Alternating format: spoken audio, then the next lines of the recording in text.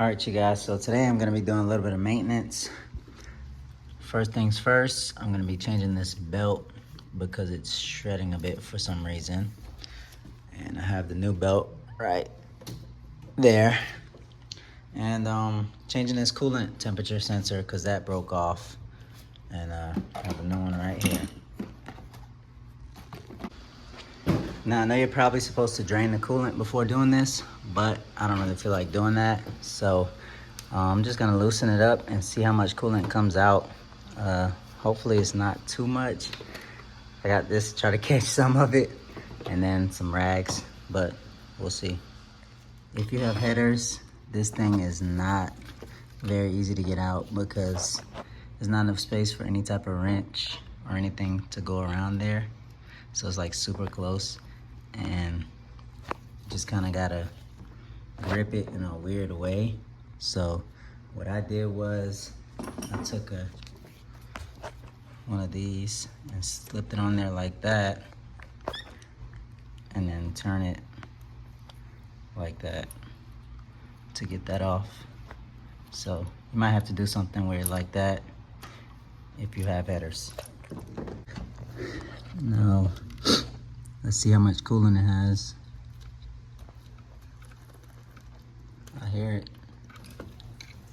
Oh, it's not really catching anything.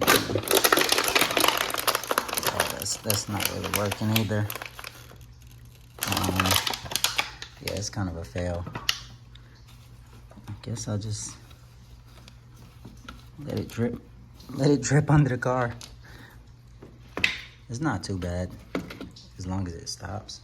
I know I have a pen. Throw this under there. Oh, my car's too low. Oh.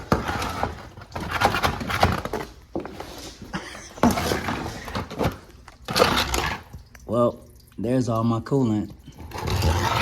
At least I know where it is. Like, yeah, where's the coolant? Oh yeah, it's right there. There we go. Yeah, I know where it is. It's under there. Put a little bit of pipe thread tape on it. I didn't put a whole bunch because some of it's still stuck in that hole. And I don't know, I didn't feel like getting all that out. So it's just a little bit in there, like the last thread, I think, in there. So I guess we'll just leave that in there. So I pretty much did the same thing to tighten it back up. Just grabbed this one and stuck it on there and twisted it. And they gave me some new wires. I could splice that in to here. Could cut this and splice that in, but I don't know, I might just keep this one. It doesn't look bad. Like, all of this works. It was working fine. Only thing is it broke off. So as long as these pins are the same as the new pins, it should fit. It looks like it'll work, or maybe not. All right, so I guess I do have to just splice these in. It's not a big deal. So I got these crimped on to the ends. And then I have this little heat shrink. After I connect these to these two, I'm gonna slide this heat shrink up and just heat that up over them and make sure they're protected. And then just clip this back in and that'll be it. Oh wait, and top off the coolant. So now that I got that on, I'm just gonna plug this in. Right in here.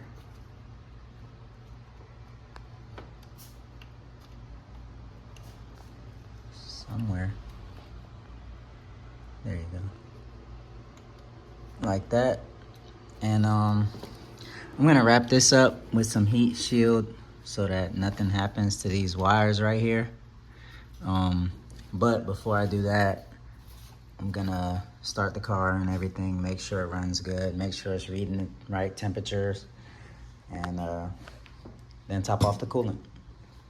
All right, so now to change the belt, I just loosen this right here and loosen this one right here. These are the tensioners, or the tensioner bolts, and that tensioner tightens that. So once this is loose, that can slide,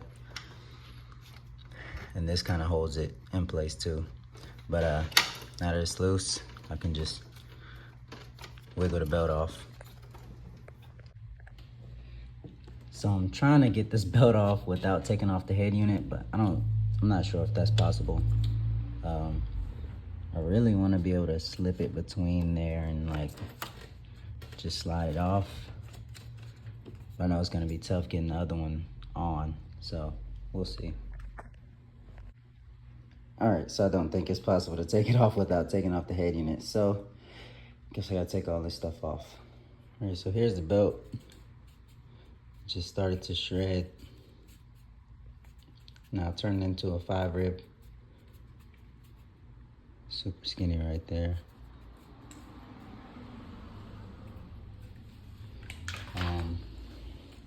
I did have to loosen the head unit, and I was able to slip everything out of there.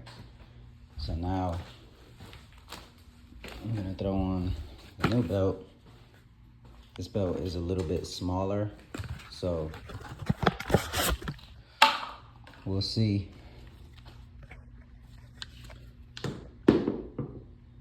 And I have heard that the green belts are supposed to be a little bit stronger, so hopefully I don't have that same issue.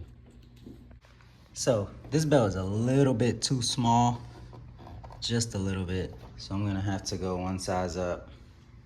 So what was the size on that? So I'm gonna have to run to AutoZone and see if they have one that's one size up, a little bit bigger. Update, so the belt isn't too short. I actually just talked to my tuner, and he told me to pretty much like get it on that side and then get it started over here and just use this screw or this bolt on the pulley to roll it on, and that helped. So I got it on there and it's super tight. So that's kind of how you want it.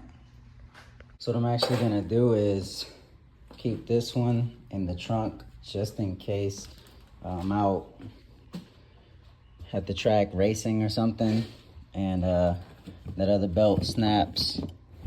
I can throw this one on as a spare and it'll get me home until I can make the adjustments needed or buy a new belt or whatever I need to do. But it's good to have a backup.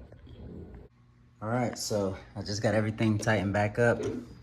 I just go ahead and put this back on here, and that's it for the belt and that sensor.